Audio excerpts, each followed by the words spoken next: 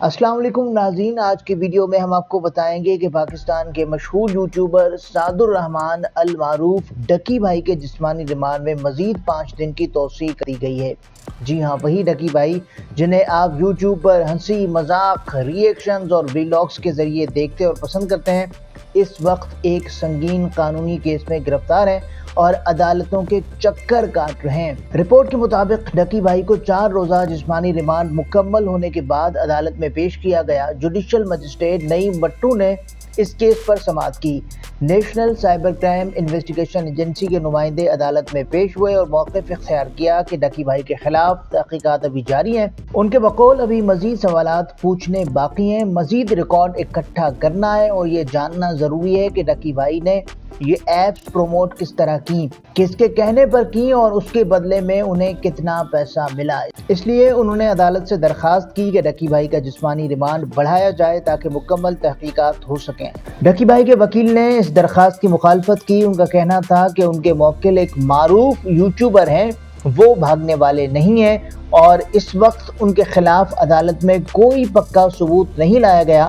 वकील ने अदालत को यकीन दिलाया कि डकी भाई ने किसी गैर कानूनी सरगर्मी को जानबूझकर प्रमोट नहीं किया, लेकिन अदालत ने दोनों फरीक़ैन के दलाइल सुनने के बाद national cyber crime investigation agency की दरख्वास्त मंजूर कर ली और डकी भाई का जिस्मानी रिमांड मज़ीद 5 दिन के लिए बढ़ा दिया। अब सवाल ये पैदा होता है कि आखिर ये मामला इतना बड़ा क्यों बन गया है। पाकिस्तान में ऑनलाइन जुए की ऐप्स और वेबसाइट्स मुकम्मल तौर पर गैर कानूनी है। ये न सिर्फ कानून की खिलाफ वर्जी है बल्कि मुआशरती तौर पर भी नुकसानदेह हैं।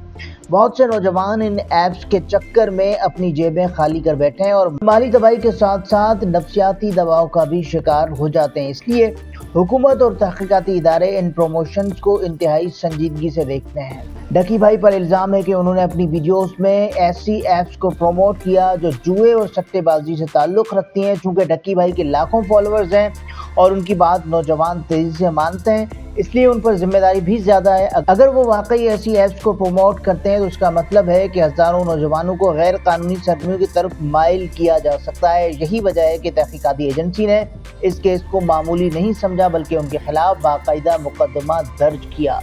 लेकिन सोशल मीडिया पर इस वक्त 2 तरह की आरा सामने आ रही हैं।